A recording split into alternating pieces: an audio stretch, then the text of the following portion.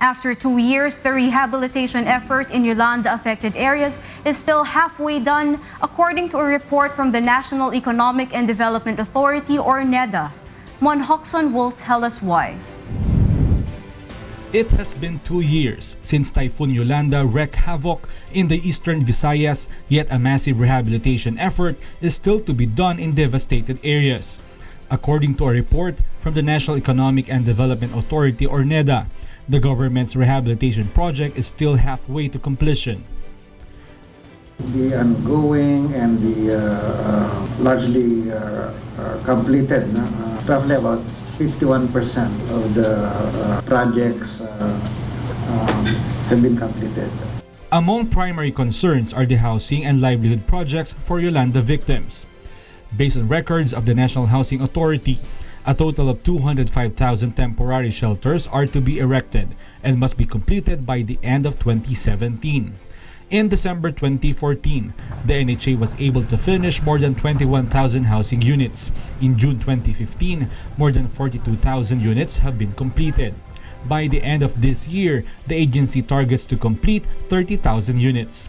According to NHA, the project has to go through proper procedures and legalities, hence the delays.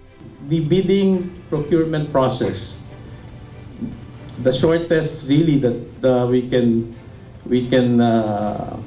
avail of is about 3 months. So it takes about 3 months before we can actually do the procurement after finding a suitable entitled land for the project. For this reason, more residents are still staying in bunk houses, prompting a recommendation to amend the existing law in order to speed up the process of completing the project.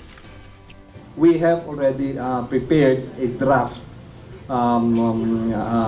amendments for that law, and it is ready for submission to Congress. Meanwhile, about 70% of the pledges coming from other countries is yet to be received.